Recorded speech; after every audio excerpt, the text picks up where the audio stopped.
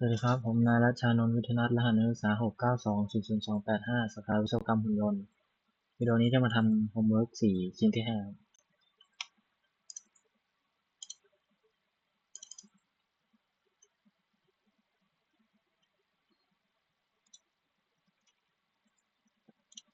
ที่เก็ตหน้าฟอนต์นะครับ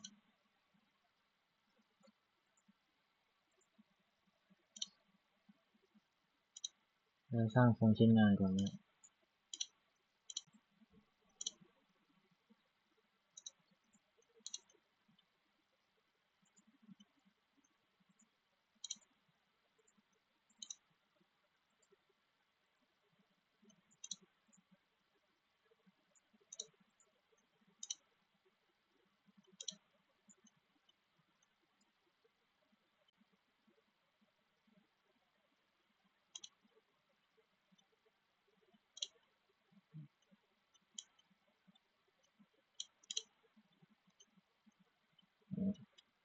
แล้วก็จะกำหนดให้มันเท่ากันนะ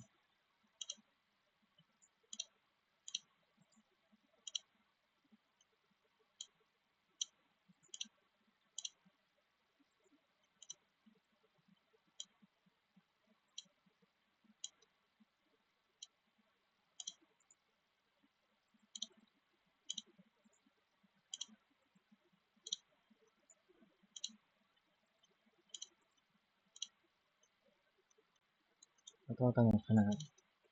เราจะมีตรงนี้เป็น3นี่หนาสุด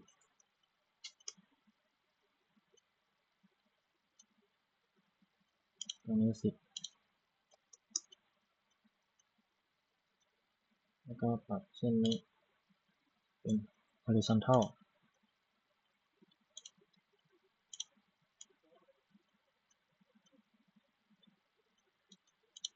ก็ให้เส้นนี้กับเส้นนี้ vertical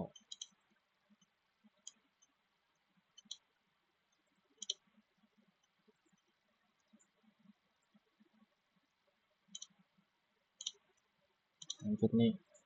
vertical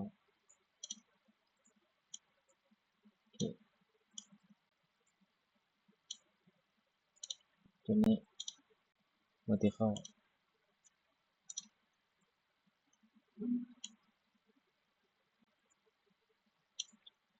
แล้วก็ขนาด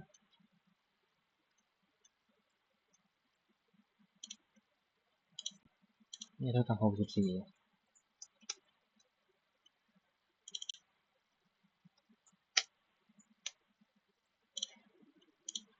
อันนี้เท่ากับ44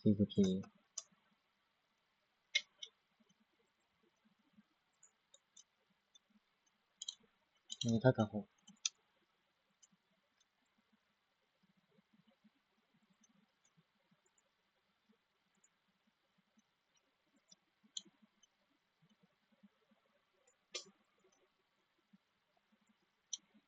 สร้างขึ้นเส้นตารางมันนี่แล้วกำหนดขนาดห่างกับชิ้นงาน19แล้วก็ให้ขอบตัวนี้ห่างกับอันนี้เท่ากับ70ประมาณนี้ครับแล้วก็จะวาดเส้นตรงบริเวณนะครับปิดเป็นงานอย่างนี้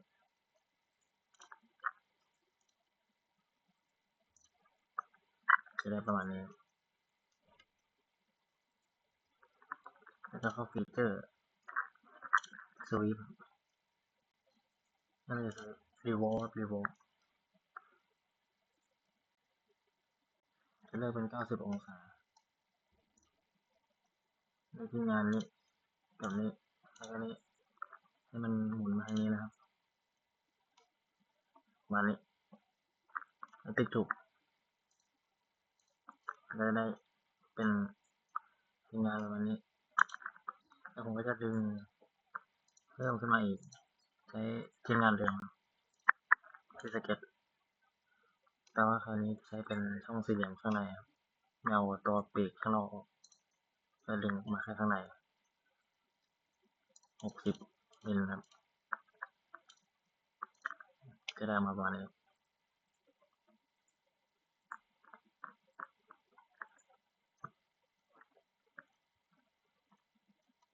เหมือนผมจะทำผิดนะรีโวตรงนี้ผมต้องแก้สเก็ตแล้วก็ดึงอันนี้ปิดอย่างนี้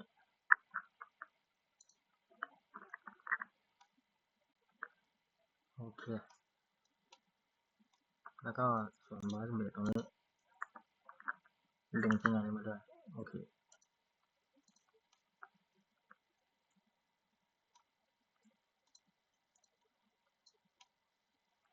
เอาอันนี้ออกดึงใหม่ครับ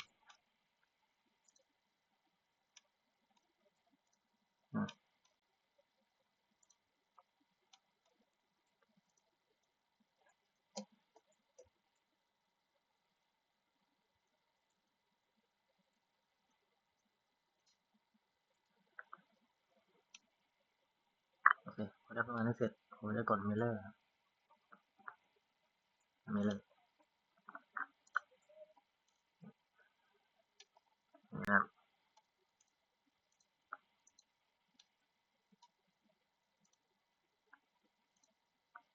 มิเลอร์ผืนนี้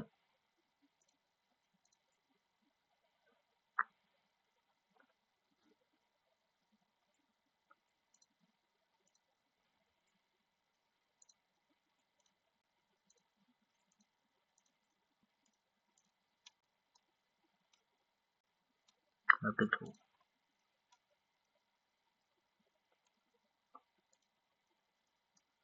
ก็ประมาณนี้ครับต่อไปจะมาตรงหน้านี้แล้วก็จะเจาะรูโฮวิซ่าที่เป็นเคาน์เตอร์บอลตรงนี้ครับ ISO นี่ใช้เป็นโบลเกรด C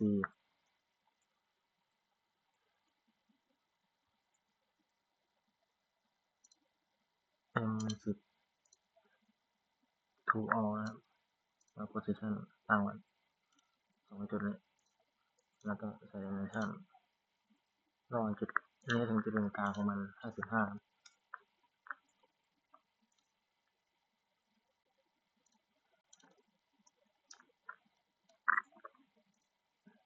แล้วก็ใส่ตัวนี้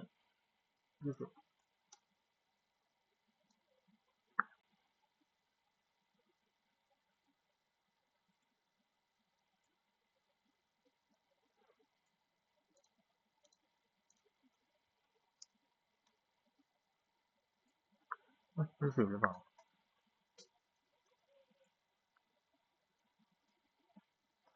ลบแล้วลบ20ออกตั้งเป็น horizontal แทนนะเตรียมไปที่จุดตรงกลางพวกนี้แล้วก็ทิ้งไปที่นี่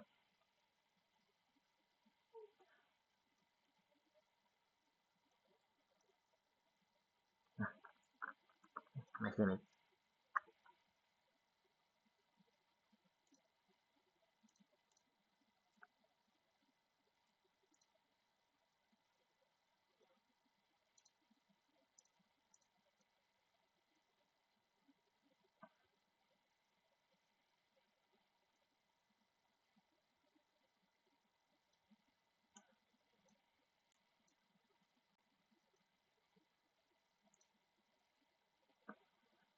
ไม่ขึ้น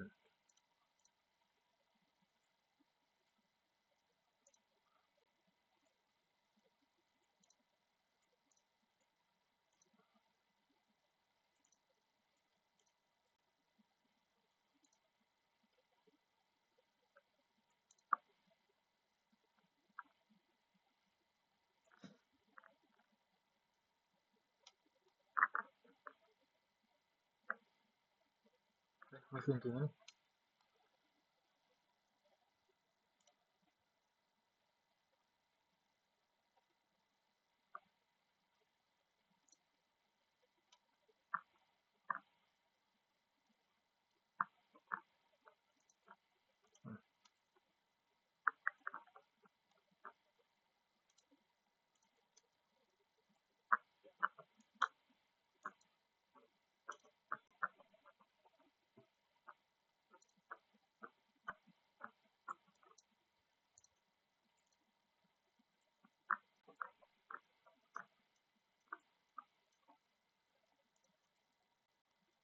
ใส่ใหม่ดู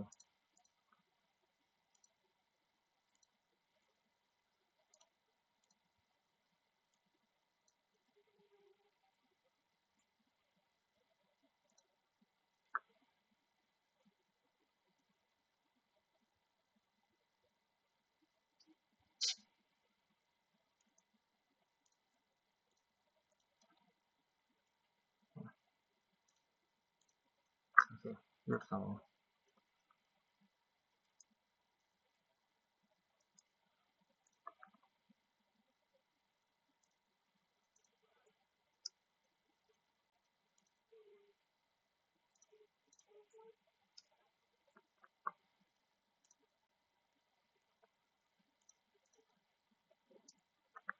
โอเคตีถูก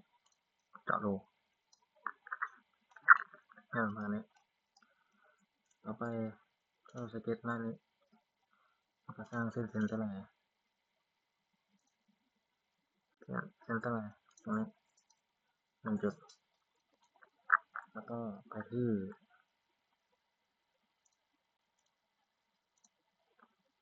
อยู่ไหนเทคบนเส้นนี้จะใส่ไปเป็น KMI PL PCC อยู่ตรงกลางเพราะฉะนั้น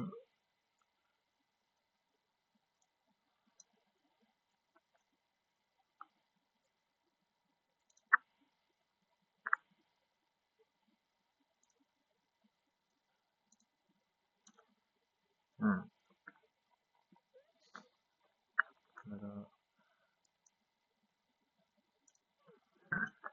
จะลองขยับ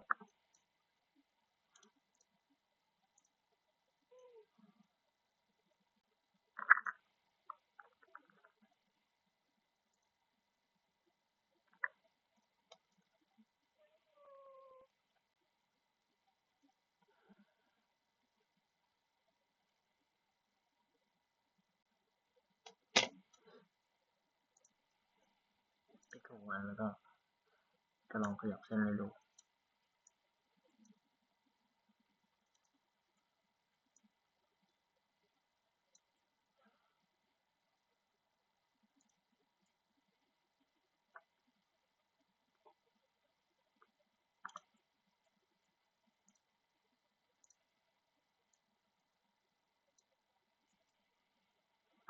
ประมาณนี้นี่ก็คือขนาด17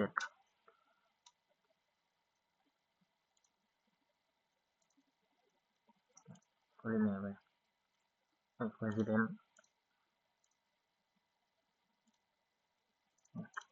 โอเคต่อไปฟีเจอร์แล้วก็จะมีเว็บแล้วออกออกสเก็ตแล้วก็แล้วก็ไปที่เว็บเลือกอะไรนี้นะครับ Dboss กับอันนี้เว็บไม่ถอดเลือกไปนะครับจิ้มไปที่ Surface อย่างนี้ให้ดึงออกมา1 มิล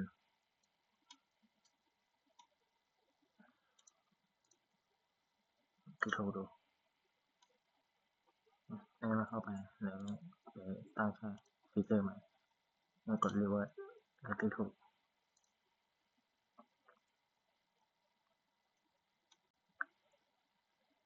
แล้วไม่ดึงออกมาวับใหม่อีกรอบ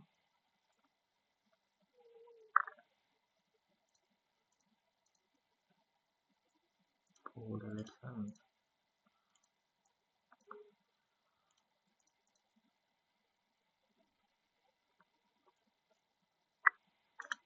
อะไรนี้แล้วลองเป็น1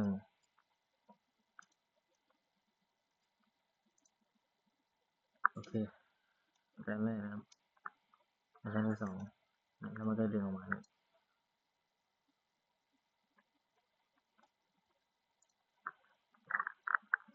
หมดแล้วยัง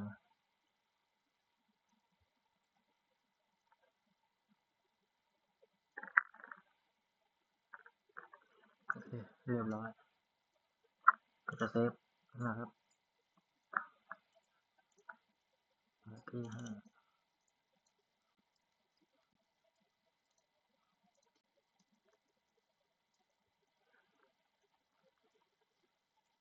เซฟเสร็จมันจะเปิด login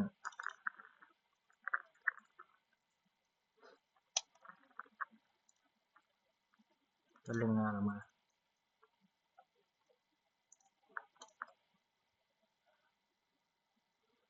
ขนาดฟอนต์ลงมาแล้วก็ดึง3 ด้านแล้วก็เอา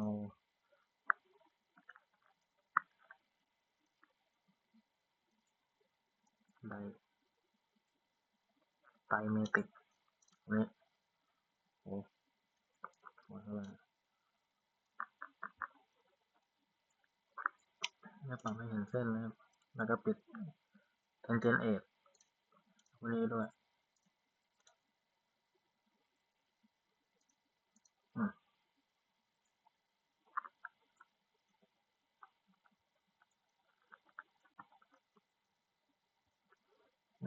ด้านนี้เดี๋ยวลบออกนะเราจะใช้อันนี้แทน section view นี้ตรงกลางติดถูกมาให้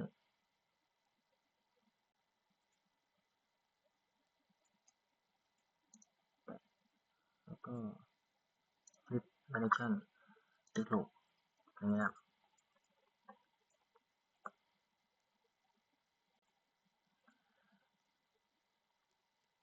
เราก็จะใช้ detail view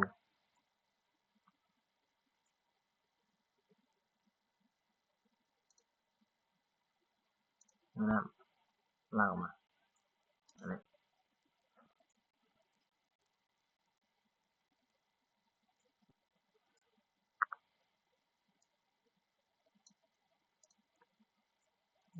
งานพิมพ์ดูได้ไปนะ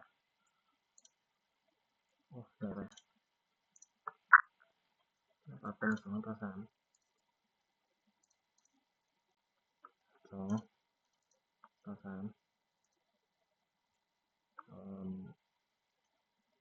โอเคอยู่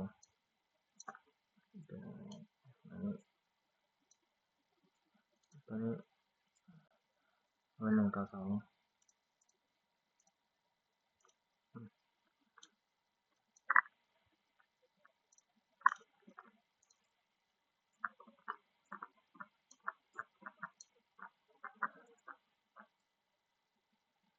เหลืออีก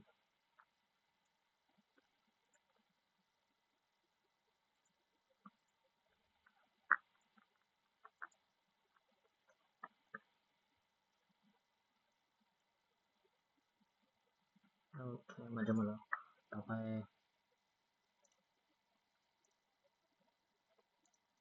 นะครับ center mark ใส่ center mark ไปทุกที่ที่มันวงกลมตรงนี้แล้ว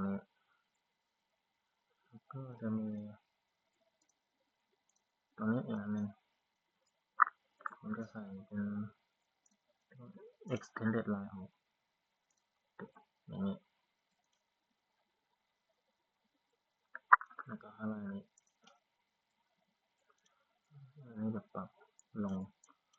ไ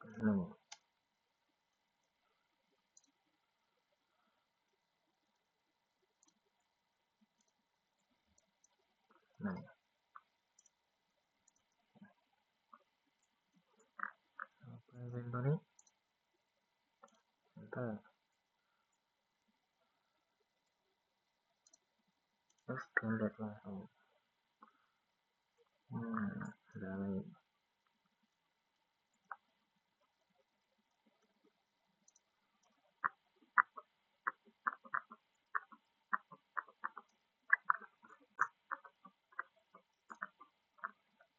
แล้วก็มาคือถูกโอเคแล้วก็ดึงเส้นออกมาทำกันเร็ว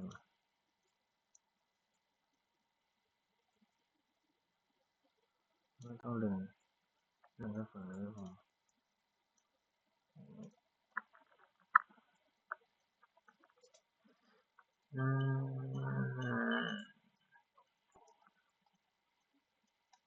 อเคครับต่อไปใส่ Smart Dimension จากตรงนี้มาถึงกึ่งกลาง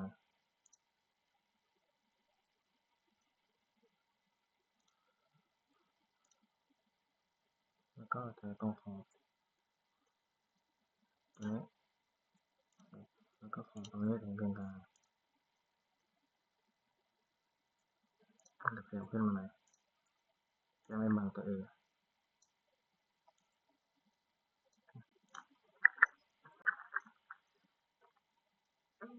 Dimension ตรงนี้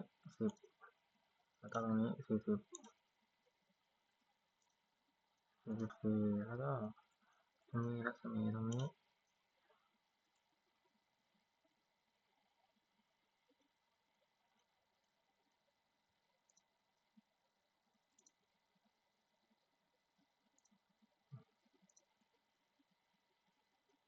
อ๋อลืมใส่เซนเตอร์มาร์กตรงนี้เดี๋ยวเป็นอะไรอันนี้ใส่เป็น1แล้วถึงนี้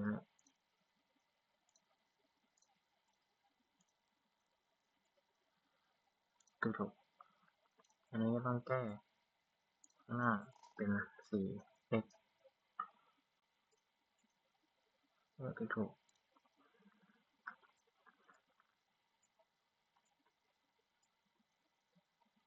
แล้วก็จะมีโฮของเอาตัวนี้ขึ้นมาแล้วก็จะมีโน้ตอย่างนี้นี่ก็จะเขียนเป็นฟอน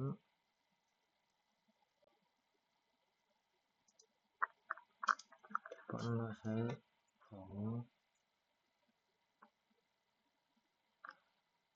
Franklin Gothic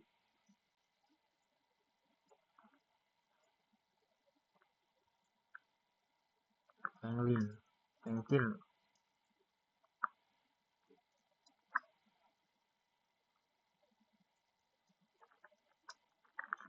ไซส์48ไว้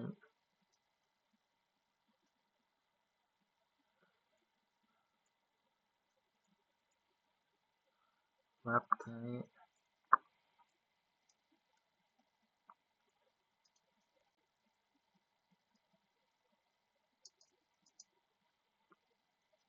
แรมบอส1มิลเสร็จละก็ที่ถูกก็ตรงนี้ขึ้นมาตรงต่อ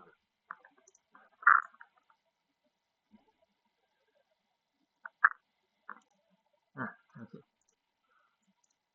ก็ Dimension ต่อไปใส่ก้อนนี้60แล้วก็จะมีระหว่างจุดนี้ถึงจุดกึ่งกลาง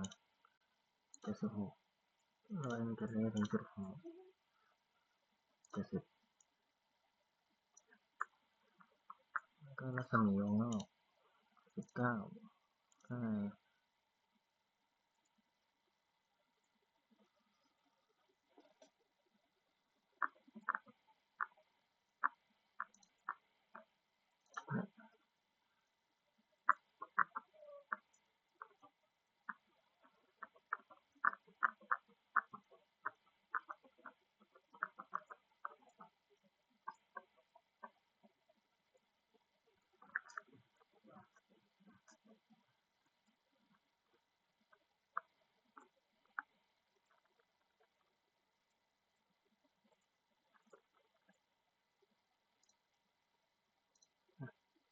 70แล้วเหมือนผมจะลืมปิด Tangent Edge ออกเดี๋ยวเลยเนี่ยปิดเลยนะโอเคปิดแล้วก็ฝั่งนี้ Dimension 64แล้วตรงนี้รัศมี3เสร็จเรียบร้อยต่อไปเราจะออกอันนี้แล้วก็เข้าไปที่ Sheet Format แล้วก็ใส่ตรงนี้เปลี่ยนเป็น 3D Feature EX 25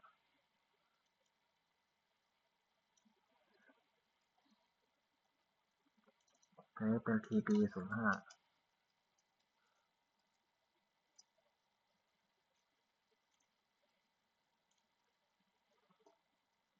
อืมเดี๋ยวว่า